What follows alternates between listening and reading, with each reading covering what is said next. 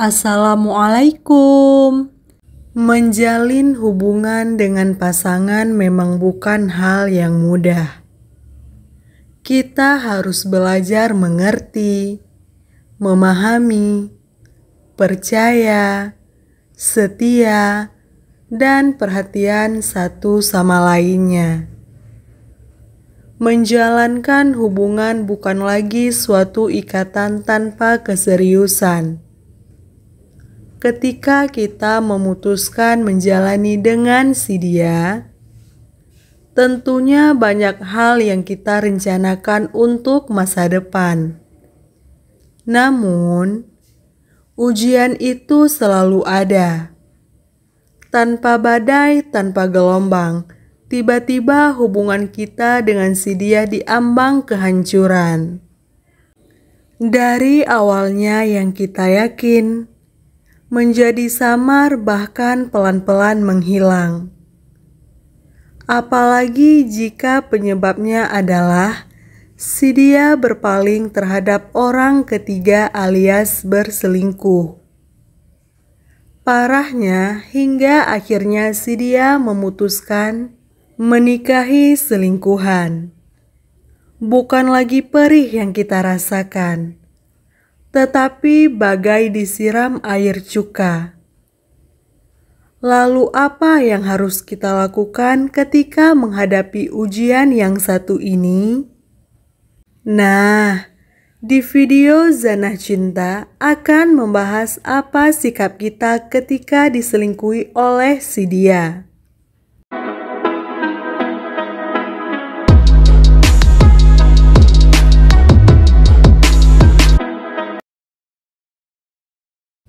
Satu, beri waktu untuk bersedih. Mau sekeras apapun kita berusaha untuk berpura-pura tak apa-apa. Suasana hati tetap buruk, sedih dan sakit. Tak apa, biarkan diri kita untuk bersedih. Keluarkan semua rasa sakit kita, menangislah, berteriaklah, sehari 2 hari, seminggu atau dalam jangka waktu tertentu hingga kita lelah menangis.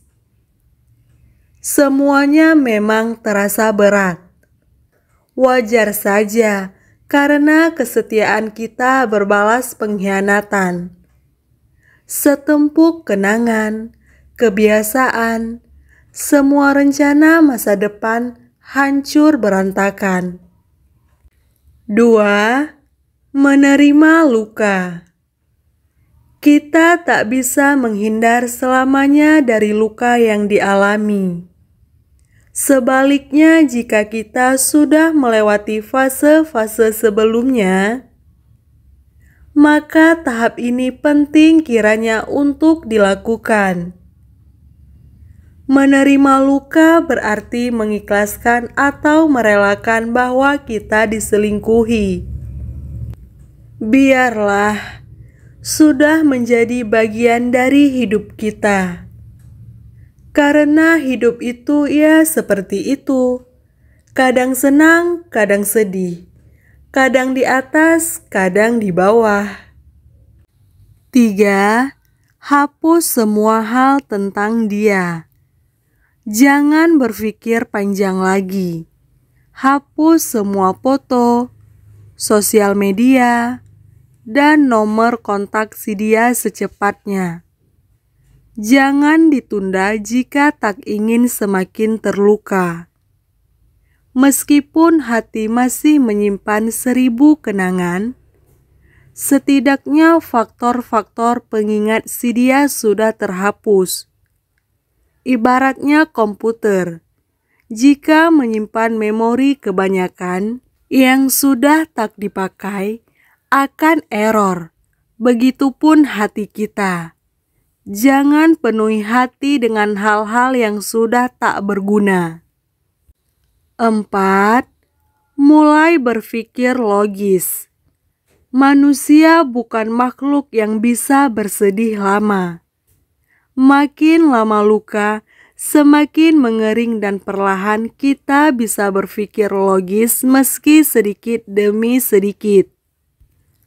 Tak apa, melepaskan tidak pernah mudah. 5. Jangan menyalahkan diri sendiri. Mungkin sebagian besar dari kita akan menyalahkan diri sendiri karena diselingkuhi. Karena kita kurang ini dan itu, harusnya begini dan begitu. Tenanglah sahabat, diri ini akan semakin terluka jika kita sendiri menyalahkan diri sendiri. Seolah-olah semuanya karena kita yang tak sempurna. Sudahlah, jangan lakukan itu. Mulailah berpikir positif. 6. Hindari kesendirian. Selama dalam proses kesedihan, sebisa mungkin kita tidak terlalu sering tinggal sendiri. Bersyukurlah jika kita berada di dalam lingkungan keluarga dan sahabat yang hangat menemani kita. Semakin sering kita sendiri, semakin kita terasa sedih. 7. Mendengarkan motivasi positif. Semua nasihat yang baik, motivasi, dan semangat yang diberikan kepada kita oleh keluarga dan sahabat sementara waktu seperti angin lalu karena tak ada yang bisa dicerna. Tak apa, tetap paksaan untuk selalu mendengarkan kata-kata positif dari orang-orang yang sayang terhadap kita. Kita juga bisa membaca motivasi positif atau juga mendengar siraman rohani dan pemuka agama. Dukungan kata-kata positif berpengaruh kepada emosi kita yang sedang down agar tak semakin terpuruk lagi. 8. Sibukkan diri. Cara efektif menghindari kesendirian selain berkumpul dengan keluarga dan sahabat, kita juga bisa kembali menyalurkan hobi, jalan-jalan, makan makanan enak, dan lainnya. Semakin kita sibuk, semakin berkurang kesedihan yang terasa dan mulai terlupakan perlahan-lahan. Buat diri kita produktif dengan melakukan kegiatan-kegiatan positif seperti bekerja, berwirausaha, bergabung dengan komunitas tertentu, melakukan hal-hal konyol, traveling, dan lainnya. 9. Yakini bahwa ini rencana Tuhan. Tuhan sangat menyayangi umat-Nya dengan cara yang tak kita duga. Apa yang menurut kita baik, belum tentu baik di mata Tuhan. Apa yang menurut kita buruk, belum tentu juga buruk di mata Tuhan. Ingatlah, jika rencana kita gagal, itu berarti Tuhan sedang menyiapkan rencana yang jauh lebih baik dibandingkan rencana kita.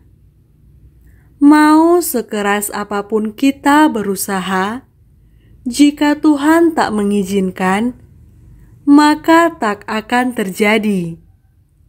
Ikhlaskanlah, dia memang bukan jodoh kita. Laki-laki yang baik akan berjodoh dengan wanita yang baik. Begitupun sebaliknya. Seperti Afgan bilang, jodoh pasti bertemu. Diselingkuhi si dia bisa juga menjadi tamparan paling keras bagi kita.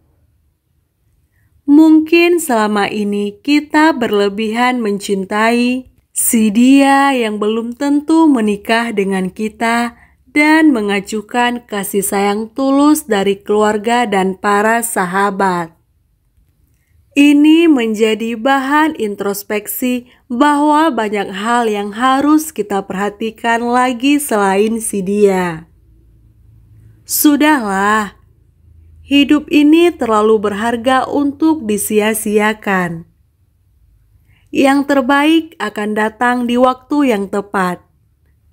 Tidak terlalu cepat atau lambat. Semuanya sudah diatur dengan skenario terbaik dari Tuhan.